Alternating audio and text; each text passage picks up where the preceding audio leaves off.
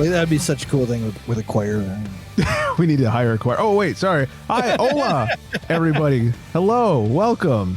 Welcome in the Craft Beer Republic, where this is not a choir show. I am Greg, being joined over there by... He's going to cut that out. You're going to cut that out. Yeah, we'll see. We'll see, because I'm being joined by the voice of Fergie and Jesus over there. That's flex. I'm an angel, truly. Yeah. How's it going? A little tired, but... Yeah, you had a week, 10 days. Yeah, 8. Yeah, well, it really was 10 because I had to go travel for work and then left from work trip to vacation trip. Yeah, and it's been tough sledding for you. Yeah, let me tell you, I had 25 hours of traveling yesterday. Ooh, wee. Yeah. Traveling's rough, man. Like 12 hours for one flight, then layovers, and like, well, I'll talk about it in a second. Yeah, anyways, welcome. Just like 1 second. Yeah, welcome everybody at Craft Beer Republic and at Flex Me a Beer _ in between. Quite the show for you. I'll give a quick recap of some of the beers abroad that I had and some drinking we did. What about abroad? Yeah, was checking out abroad. I think that was one of the first times my wife got like grossed out by me because she was early on in our dating was like, "Oh yeah, I studied abroad for your." I was like, "Oh, I've studied abroad for many years." And she's like, "Uh-oh." Do you know where that term came from? I don't. Calling women broads? No. They're broad hips. Oh, really? Like men have broad shoulders. Yeah. Women are referred to as broads because of their broad hips. They're birthing hips. Right. So I don't think that's offensive. Is it offensive? I don't know. I mean, I guess if you say fat hips, but I mean, women just by nature have broader hips because they produce children. Right. And men have broader shoulders. Yeah, usually. Evolution or something? Yeah, I don't know. It's Me not neither. meant to be sexist. It's just sciencey stuff, but who knows? Anyways, we got shit to get through. Happy. Wow. It's gonna be one of those kind of shows. Shout out to Fremont, California for being our top listening city of last week. Right on. What up? Like their third or fourth time. Yeah, they're really coming out. You know, Psycho Bear, I think, is up in that region somewhere. So we'll call it the Psycho Bear bump. What a caricature that guy is. He is something. Not convinced that he's a not murderer. I will co-sign that. Yeah. Non-murderer John. Andrew didn't murder me. Psycho Bear? Undecided on that With one. a name like Psycho Bear. Right. You're kind of putting it out there. Kind of got to expect it. Yeah. At least a little bit of murdering. So anyways, shout out to Fremont. All right. Let me get some liquid courage in my system here. I'm sober as can be.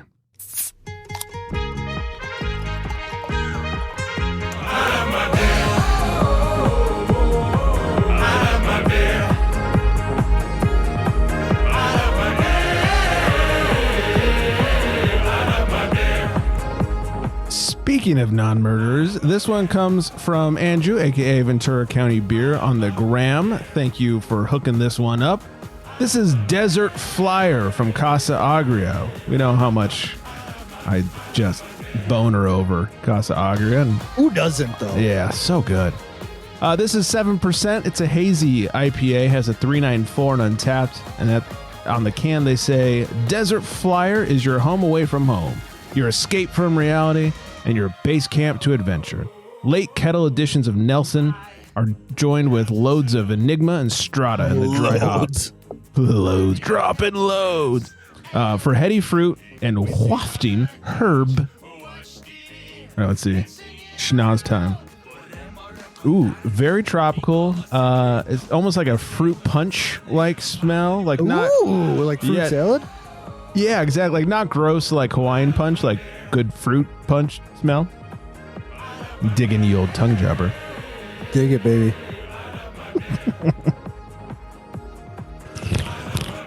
Jesus. The taste follows suit with some of that tropical fruit salad, if you will, followed by a nice bit of dank on the finish. Now, a lot of hazies can miss that dank cleanup at the end, and this one is coming in full force with plenty of cleanup. So this is quite nice. What did I say the ABV was? 7%. Yes, this does not drink like it's 7%. The words are only going to get harder to pronounce from here. I feel that.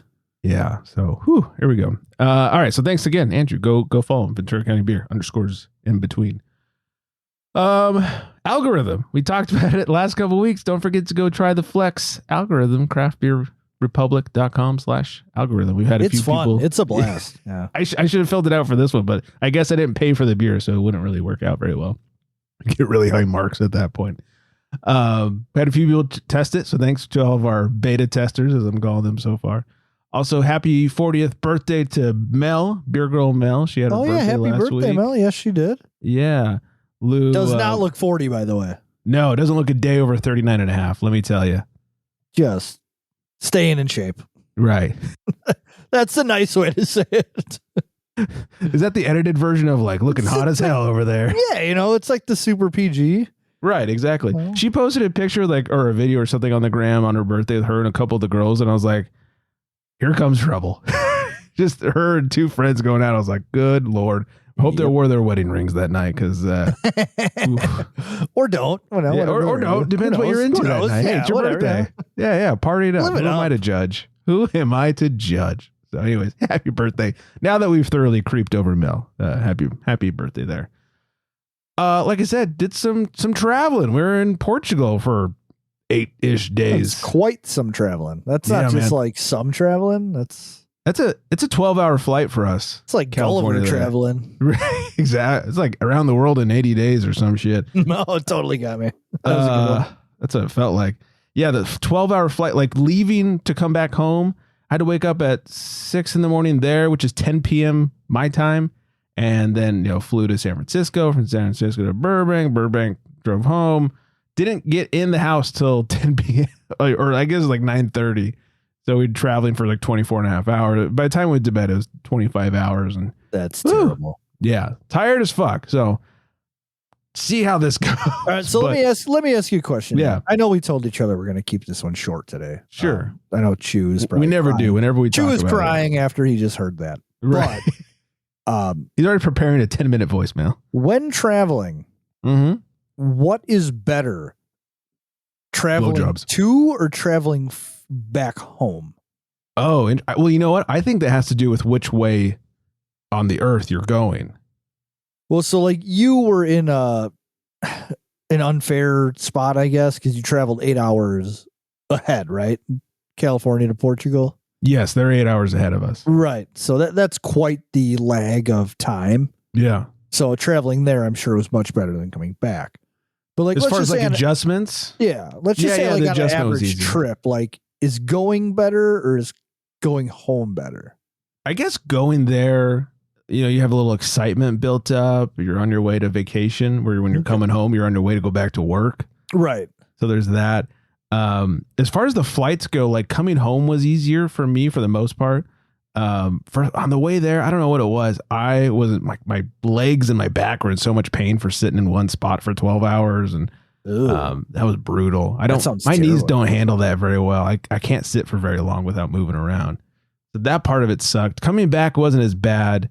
I don't know why. But yeah, it was easier to adjust to the time when we got there. We just forced ourselves to stay up. We landed at like, I think noon their time. So we left at 4 p.m. our time, landed at noon the next day their time. And we just no naps, no nothing, like power through till a normal nighttime and went to bed. And the next day we were fucking on their time. It was great. Jeez. Yeah. That's something, man. Just drank and ate our way through that fucking country. If they have any alcohol left. That's what you should do there. Yeah, that's how we plan most of our trips, just anywhere we go. It's like, are there breweries around, wineries? We already discussed with Steph last week how fancy I am with all my wine club membership. He's the fanciest. Yeah. So we had a ton of fucking wine on that trip. Went out to the Douro Valley, where the only place you can grow port wine grapes. Did some wine drinking, lots of port drinking. They have this stuff called green wine or verde wine over there, which sounds just means gross. It's not as bad as it sounds. It just means it's young. The grapes are younger, so there's like less sugar and all that stuff. Okay. And the whites tend to like have a little effervescence, like a little bit of carbonation to them. I generally hate white wine. These were drinkable. We did like an evening wine cruise, like so you could see the sunset and all this stuff. And they just unlimited pours of green wine, and you got a nice buzz on that day. That's awesome. Yeah, they just kept coming over. You guys want us to top off your glass? I'm like, yeah. Who would say no? Was there a lot of English speaking over there? Oh, they're so much better than we are. I mean, most European countries are. Like, we're Neanderthals here. Right. A lot of them spoke 2, 3, 4 languages. Wow. Especially in the north. We started in Porto, and it's much closer to France. They get a lot of French travelers there. And exactly. Merci. They would come up, and a lot of times, like, you go, like, maybe buy a bottle of water or something. They just look at you and they go, obrigado, thank you, merci. And they just wait for your reaction to see which language it was you spoke. You speak, yeah. Yeah, and then they'd continue on in that language. A lot of French. A lot of people thought we were French. We'd walk up, oh, bonjour, like, hello. Not French. I know a few words in Portuguese. You look French, or if Shannon looks French. Well, Shannon's half Portuguese and looks like your typical Portuguese person. Okay. So once we got into Lisbon, everyone started talking to her in Portuguese until she'd open her mouth and only knew 3 words. She understands it a little bit, but speaking it, she's not real confident with. So, but they'd walk up to her, oh, hola, bom dia, blah, blah, blah. They started asking her, like, where do you want to sit? How many people? And she's like, 2 people? 2 people. Oh, okay. Stupid American, this way. Yeah. So, but man, I had a fucking blast. Like, I could move there if work would allow it. It was so good. Really? It's that cool there? Especially Porto. Yeah, Lisbon, had a great time in Lisbon, but Porto, I was telling someone today, I compare it to like LA and San Diego in terms of like city size. Like Los Angeles is a ginormous city that I fucking can't stand. Right. Lisbon was, I could definitely stand Lisbon, but it was a giant fuck off city, just things everywhere to do, so much walking around. But Porto was a little bit smaller, still a big, I thought it was gonna be like a small city the way people described it. It's not. It's still a big city. It's kind of like San Diego, where there's still plenty of to do, some great nightlife. People don't eat dinner until like 9, 10 o'clock over there. Yeah, like, real late. It's my jam. That's me. Because Spain is the same way. Yeah. Where like you don't eat dinner till like 9 or 10 o'clock, and then you're not going out until like 11 o'clock midnight. Yeah, that was one of my favorite things about Spain when I went to Spain as a single fella. Yeah, just go out at like 10, start drinking then, be out till 3 in the morning. No big deal. Drink on the streets, all that stuff. So right, because their discos and stuff don't close till like 4 or 5 in the morning. Yeah, at least. So at one point I was even doing the math with the wife. I was like, so if we're in Portugal, that's 6 hours ahead of Flex. What day of the week could we get together and do the podcast? Jeez, man. I don't even know why you're thinking about that. Oh, it'd be amazing. We'll see what happens though. So, but the bad news, the hard part about doing a podcast in Portugal, the beer was not that great. There's one place that I went to. It's called Cervejaria. There's much more accent on that than I'm giving, but that's a brewery. So Cerveja is a beer. And they everything over there. So this place was called Cerveja. I keep making it sound Spanish because that's what I know. Canil Baixa. And it was a brewery, hole in the wall in some alley in Lisbon. And we heard about it from some other guy that we were at drinking beers. And he was like, yeah, my buddy who's super into craft says it's the best and you got to go. So we made it. Really good beer. Best beer we had the entire trip. Well, that's nice. Yeah, really good. They had a great hazy, a great pale. They made a sour that was more like a Berliner. It's tart, but really, really good. And the entire time we're there, they had like a Foo Fighters playlist on. So can't go wrong. Come on, get out of here. Oh, after my own heart. So they knew you were coming. Yeah, they had it prepped for me. We went twice, and both times they were jamming out to Foo Fighters. That's weird. Yeah, can't go wrong. Weird. There. Yeah, I don't know if the brewery like roughly translates to like I love Dave Grohl or some shit, but but it was fantastic. Probably does. Dave Grohl's new illegitimate child. I don't know. Oh man. But so that was great. We went to another place called Otro Lado. It was fine. It was pretty deep. Probably like the next best beer or brewery we went to. Another place just called Brew, which is a beer bar. It was funny. They had a tap takeover from this brewery, local or Lisbon, I think brewery called Musha. And some of the beer was hit and miss. Some were like really good. Some were kind of weird. They also had a couple American beers in there. Had something from Equilibrium. Had a ton of American cans. Like I think I sent you a picture of the Phase 3 cans that they had. Yep. And they were really old. And they were like $17. They're €15, which is like $17 a can. Wow. Per can. I was like, those things have to fucking swim over or what? Yeah. So needless to say, did not buy No, even they had like some Sierra Nevadas in cans. Even those were like €9 for one can of Sierra Nevada. Like that's not going to happen, you guys. So, but their big like cheap beers over there were Superbock, which is like the most famous one. It's fucking everywhere. I mean, you go to like just a regular cafe, Superbock. You can get beer and wine anywhere you go. It's amazing. And you were saying that Superbock was more of a brand, not necessarily. Yeah, it's like their Budweiser because they had like a light version and a dark version and this and that. It was okay. To me, the taste was more on par with like a Budweiser. They had another big brand that wasn't quite as big called Chagres. And that one was my jam in terms of, that was like the banquet, basically. Okay. So that one I would definitely drink again. Whenever it was between the two shitty beers, I'd always go with the Chagres because much better. Chagres. So, but yeah, good times. Good times abound. Can't wait to hopefully go back someday soonish. Hell yeah. And figure out. Next, we didn't do the layover because I was like, oh, let's fly direct. How much better would that be? Don't waste time flying and sitting in airports. Might do a layover next time so my knees and my back can take a little break. But wouldn't you just sit on the layover? I don't even walk around the airport. Okay. Yeah, I don't know. We'll see. Maybe I'm just a bitch and I need to get over it. I tend to just sit on layovers. It's like, what else are you going to do? Yeah. Yesterday when we had a layover from San Francisco back to Burbank, we walked to the airport a couple of times. We had plenty of time. Then went and had dinner. Oh, here's the best part. Portugal, super fucking cheap compared to United States, especially California. Our most expensive meal was €105. And this was, we were amazing food, fucking stuffed, whole bottle of wine, tip, everything, like €105. Huh. Our most expensive meal of the trip was our layover meal in San Francisco Airport, where we each got a salad and 2 drinks. That was like $150. Dude, airport anything is dumb as fuck. Yeah, I was like, fuck you, airport. I can't believe my most expensive meal of vacation was in the San Francisco airport. It was just a fucking salad. I was so pissed. Fuckers. I heard of Manhattan in Mitchell International, which is Milwaukee airport.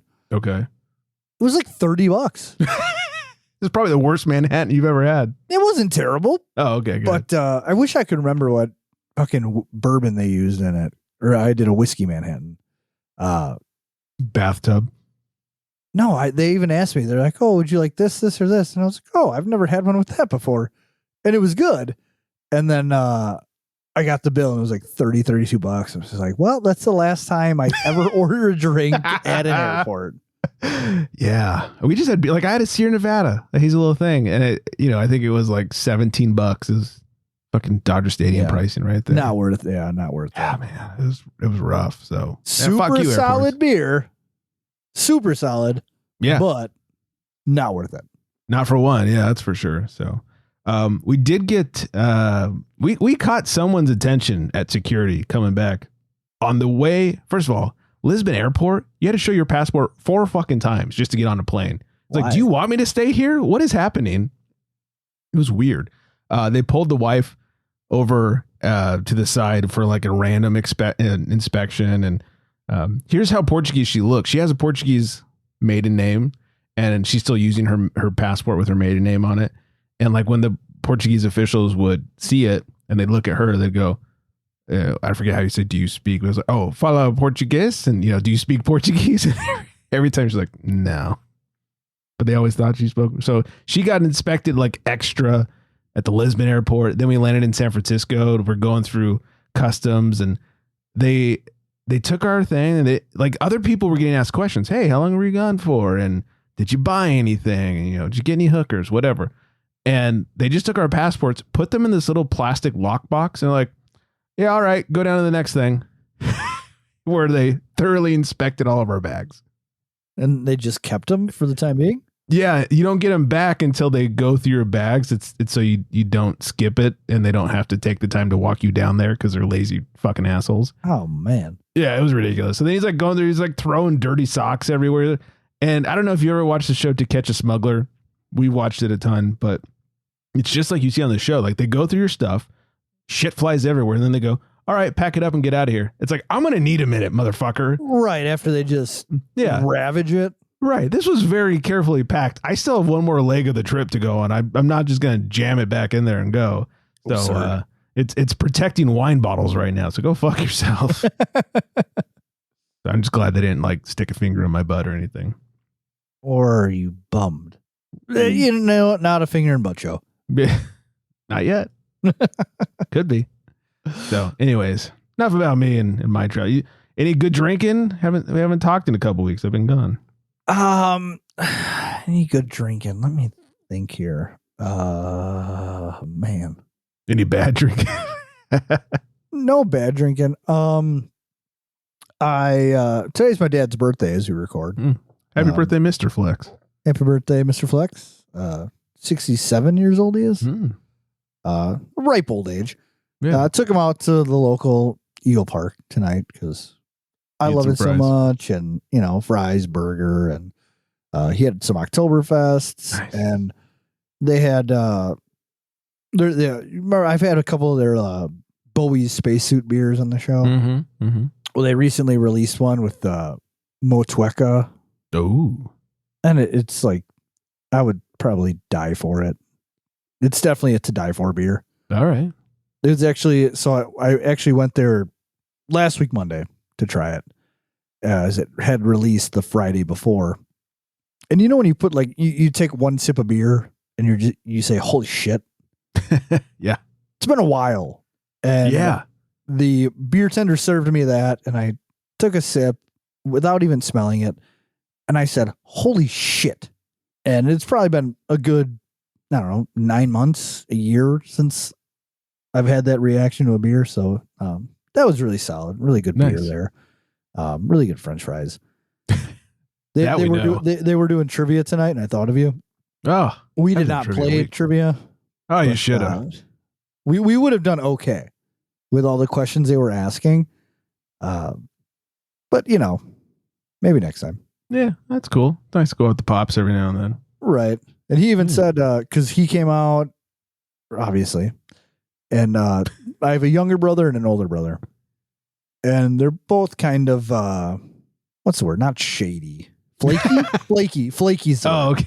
Flaky. I like shady. No, they're definitely not shady. Flaky. And they both ended up making it out tonight. And it was such a great time. And my dad even said, he goes, we need to do this like once a month. Yeah. Just like get all of us dudes together. And I was like, I honestly don't see why that can't be a thing. So look out for the Flex boys, you know, coming through Monday nights. Who knows what we're going to roll into? Yeah. Look out for the Flex Sausage Fest coming to a brewery near you. You got to pay extra to see that. That's good. That's a nice time. Yeah, so that was my fun drinking nightly fun, I guess. Yeah, dig it. Yeah, I've been busy, man. I really haven't been making it out lately. I've just been I get it. Fucking busy. Yeah, I understand. Well, speaking of you and drinking, let's fucking ask some questions, or one really. Ask it, baby. In a world where craft beer is king, a world where muscles are bigger than growlers. Only one tongue can guide us. One man, one tongue, one tongue jobber. In this world, we must find out what is Flex drinking. Well, tonight, what is the prospector drinking? Flex Higgins is drinking Abomination Brewing Company, and they're out of North Haven, Connecticut, which is like the most Connecticut city name I've ever heard. You know, and I think I had a Christmas themed beer from these guys before. Okay, and it was similar to this IPA series, and it's called Wandering into the Fog, and it's a double IPA. But Greg, it is double dry hopped with anchovy hops. Have you ever heard of anchovy hops? Oh, I think we just talked about these. Not that, like, I think I had a beer that had them in them or something, because I remember being thoroughly disgusted and I needed to research it before I drank the beer. Because that is a very off-putting name for a hop. Right. It'd be really bad if it tasted like fish. Unless you like fish. Yeah. Ooh, what's this? Then tastes you're like psyched. fish. Gross. So this, it's like I said, it is a double IPA, double dry hopped as well. 8.6% ABV. Super solid. $16.99 for this 4-pack. Oh, talk about algorithm. The can art, wicked simple. Kind of like Stephen King novel, like cover novel-esque. You know, it's got the fog in big letters and you know, kind of like colorful. A sunset theme. And I didn't put this in the algorithm. Maybe I will share it on the next episode. But Untappd has this at a collective 418. It's a relatively new beer. There's only 317 check-ins. And the description reads, double India Pale Ale, double dry hopped with anchovy hops. So we will dive into this with the old schnoz. So it is very dank on the schnoz. A little bit of citrus coming through on there. Like fresh orange with like a touch of pine on there. Oh, all right. Then we'll dabble into the old tongue jobber. The moment we've all been waiting for. So for a double dry hop, double IPA, this is real light bodied, like shockingly. There's little to no carbonation on this. The mouthfeel you wouldn't expect. It's great. I enjoy it. Doesn't fill up the mouth, doesn't fill up the tummy. You know, it's like, sure. It's not like drinking water, but it's very viscous, right? Not going to feel bloated after a couple of those. And the flavors on this. So a lot of hop resin comes through. You get a little bit of that citrus. It's a little sweeter on the palate than it is on the schnoz. But this is really good. It was actually recommended to me by the guy who works at my local shop. Oh. I walked in there and I said, man, I need to get a couple beers. And he said, oh, have you ever had this? And he said, it's wandering into the fog. And I said, I think I had one of those. I said, forgot what I asked him what kind of beer it was. And he said, oh no, it's got this anchovy hop. So cheers to Rob for recommending this to me at Consumer. This is a fantastic beer. I'd probably rate it like a 4 out of 5. All right. You know, like if I was to rate this on Untappd. Yeah, very respectable. So I would say the 418's pretty close to being spot on. I wouldn't rate it any higher, wouldn't rate it any lower. Solid 4, 8 out of 10. I would drink this beer again. I'd drink it all night. I'd probably throw up if I drink it all night, but well, and it's 16 and change from 4-pack. How do you go wrong there? Right. It's $16.99 for 8.6%. That alone pays for itself. In fact, you're losing money if you don't buy it. Exactly. So, yeah, I don't know if you've ever had any Abomination Brewing. I don't you guys think so. I know it's on the complete opposite end of the country. Right. And it doesn't sound super familiar. You know, if I did, it came through Tavor or something like that. Okay. But yeah, I can't off the top of my head. I don't think so. But yeah, I wish you could see. I don't know if I can, if you can see the logo. Oh, I looked it up. I'm looking at the picture right now. Yeah, but it's like this little monster, one-eyed monster. Hey, what a setup. Yeah. It's a horny one-eyed monster too. Wow. Man, there we go again. But the monster's in the shape of an A, and that's not dirty. So, unless it's never mind. Well, very nice. There's a hole. There's a hole in the A. Damn it! Not an A show. Bend over, and it might be. Before we get to the news or into trouble, listener Michael called in, left us a voicemail. Let's check in and see what he's up to. Hello, no one is available to take your call. Please leave a message after the tone. Good evening, Craft Beer Republic. It is I, Michael Fairfax, sitting here drunk off my ass and waiting for you at Naughty Pine for the 3rd anniversary. But you don't seem to be here, so I'm drinking all of the anniversary Märzen, which you would probably enjoy. Anyway, I'll see you soon, man. Take care. Bye.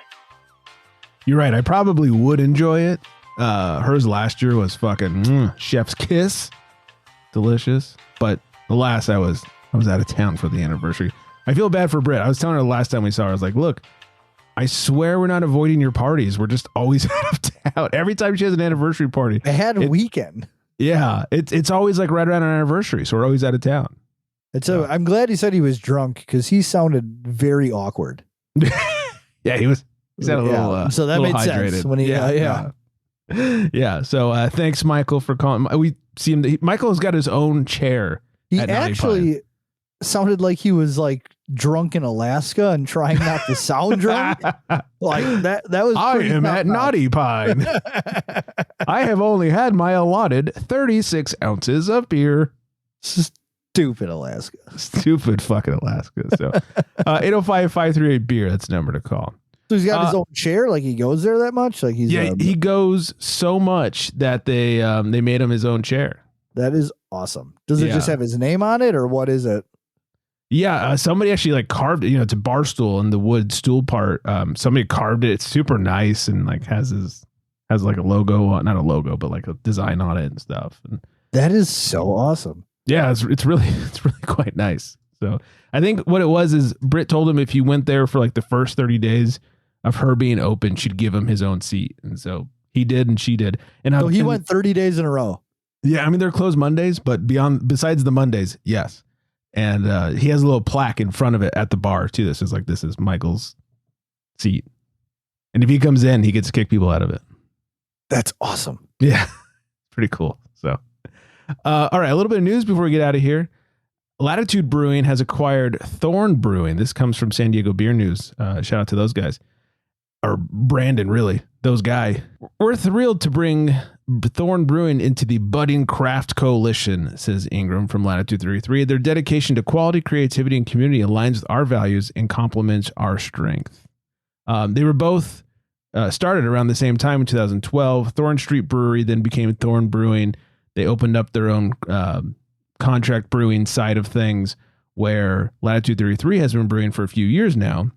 So it's really just a sort of a match made in heaven. They're merging. The weird part of the story is Ingram says Thorn Brewing facilities, as well as its tap rooms in Barrio Logan and North Park, will continue to operate independently under their TSB2 LLC company. Furthermore, the company's beers, which figure to remain largely, if not entirely the same, will continue to be distributed throughout San Diego County by Classic Beverage and to other Southern California locations by Scout Distribution.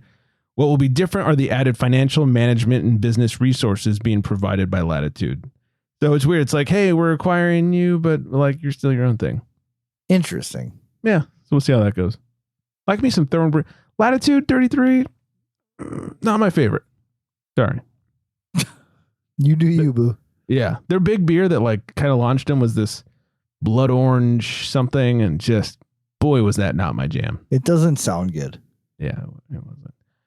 Governor Newsom signs AB 2174 into law, giving California craft breweries better access to public and private events. Hell yeah. We talked about this a couple months ago, probably. California's thriving craft beer industry just gained a major boost thanks to new legislation signed into law, now officially a part of state law. It'll allow craft breweries to sell their beer at public and private events through the use of a beer caterer's permit. This will significantly expand opportunities for small beer manufacturers across the state. New law set to go into effect on January 1st is expected to provide a much needed growth opportunity for California's craft breweries. So basically, starting in 2025, breweries holding a Type 1 or Type 23 license can apply for a beer caterer's permit, granting them the ability to sell their beer at various events held off of their licensed premises. These events can range from street fairs and civic gatherings to private parties and sporting events. Anywhere in California approved by the Department of Alcohol and Beverage Control. With this permit, craft breweries can sell up to 124 gallons of beer at each event for a maximum of 36 events per year. Okay. So basically, beer festivals, you can like sell cans. So somebody's like, hey man, I really am hammered and love your beer. Can I buy a 4-pack? They can sell them 4-pack. I like that. Yeah, it's kind of cool. So Hurricane Helene has destroyed. Is it Helen or Helene? That fucking hurricane that ripped through the east. Stand back. Yeah. Stand back, everybody. Has ripped through Asheville, North Carolina. Several Asheville area breweries are closed due to devastating flooding in the aftermath of the hurricane. The western North Carolina locations of Sierra Nevada and New Belgium are temporarily closed with no date to reopen. Asheville headquartered High Wire Brewing shared a photo of its main facility underwater at 1 p.m. The multi-state taproom operates 4 Asheville locations are closed until further notice. Employees at other locations will be working on relief efforts. Burial Beer hosted a free cookout for the community members at its South Slope tap room last Sunday. Highland Brewing, the first craft brewery to open in Asheville, is closed until further notice. That's just a few of them. I've seen a bunch of pictures on the gram and such. I've also seen in some industry discussion boards and groups that they're talking about organizing a collab charity beer, kind of like Resilience or Black is Beautiful. So as those sort of things start to emerge, or any sort of like brewery help type thing, I'll post on the socials, or we'll talk about it on here, of course. So some crazy shit going on over there. Yeah, that's wild, man. Yeah. Not 90 people dead, I think they tallied it up to so far. I think they're up to 100 at this point, but maybe you're right. Yeah. The wife has a college friend who lives just outside of Asheville. In fact, the reason I went to Asheville a few years ago was for her wedding, and they were actually in California when it all hit, and they tried to get back to Asheville and ultimately couldn't, so they just had to rent a car and drive across the country to get back home. Holy shit. Yeah. So it was crazy. And their houses are okay, but her husband's business was like destroyed. Her businesses are okay. So it's insane. But hopefully things get a little bit better. All right, let's end it with this one. Woman accused of driving drunk on runway at Riverside Airport. How do you get on an airport runway? How do you get on a fucking runway? Like, just in your car? Like, how do you get on? Yeah. Yeah, Tulsa police arrested a woman who's accused of blocking the runway at Tulsa Riverside Airport Sunday evening with her SUV. Police say they got a call around 6 p.m.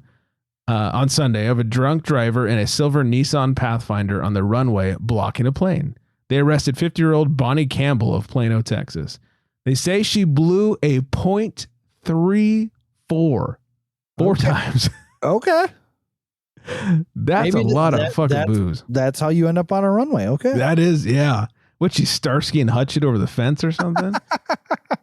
Police say there were 18 empty beer cans in the SUV and more empty beer cans in a trash bag. There is a photo. There is the trash bag in the car as well? Yeah, it's on the floor in front of the passenger seat. It just got a bunch of beer cans, and then all over the passenger seat are even more. Oh, man. They say they took Campbell to a hospital for medical treatment, I bet, and then to the Tulsa County Jail. They Blood transfusion, probably? Yeah. They say she's facing a DUI second offense charge. Yikes. Makes you wonder where she ended up on the first one. Yeah, if the runway was the second one, what was the first one? Fucking subway line or some shit. NASCAR track. Oh, that'd be pretty good, actually. So, anyways, all right, let's hit some music over here. I'm going to say hello to Vanessa. Hello, Vanessa. Make sure you follow us on the socials at Craft Beer Republic and at FlexMeRBeer _ in between. 805-538-BEER 2337. That's the number to call. I think that's just about everything. Mail at craftbeerrepublic.com. All that good stuff. Hope everyone is staying very well hydrated. And on that note, good night, everybody.